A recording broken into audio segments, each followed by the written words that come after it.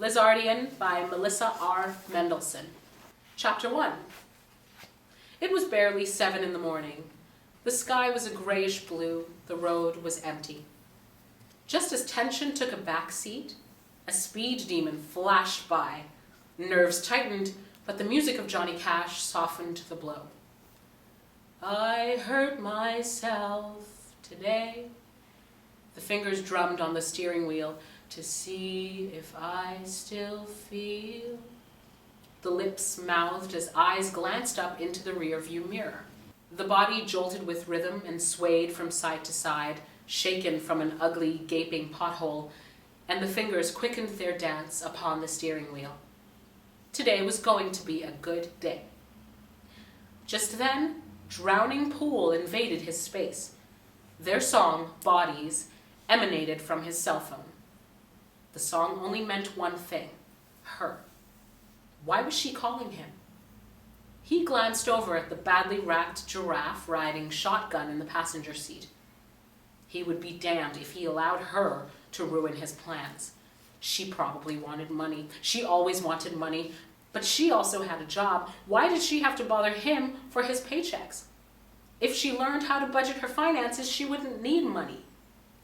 What? He yelled into the phone. Daddy?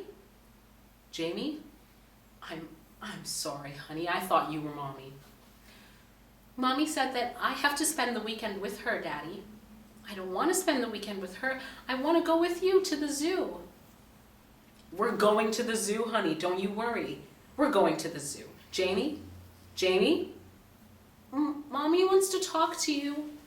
Of course she does. Jamie? Yes, Daddy? I love you. I love Jerry!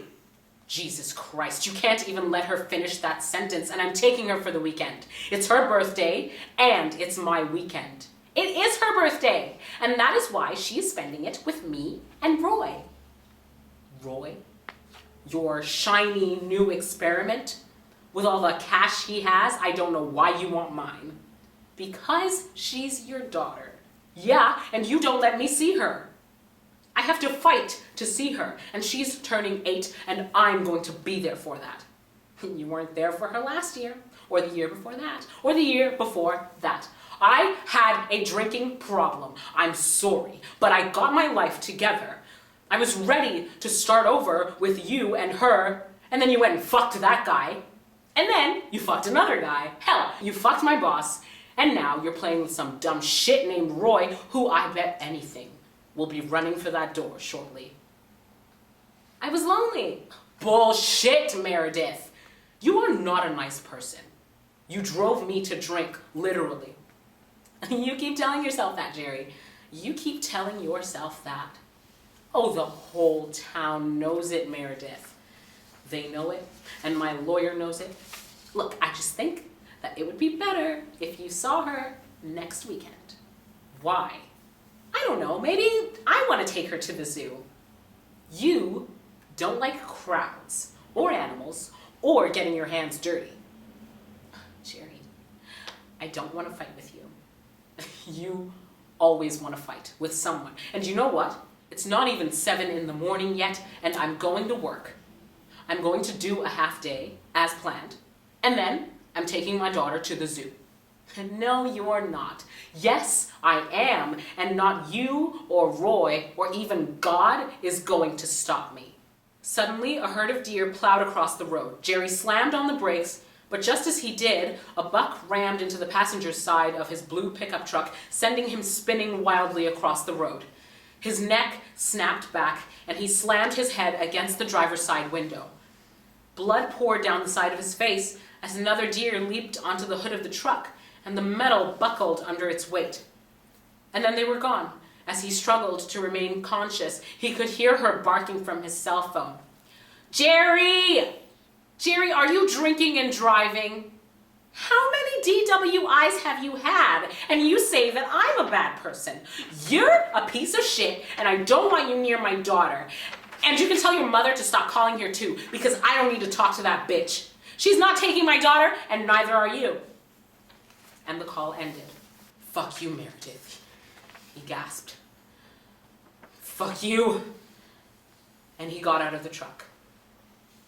Jerry fell to the ground. His head throbbed, and he could feel his heart racing. He turned towards his pickup truck and used the driver's side door as support as he crawled to his feet.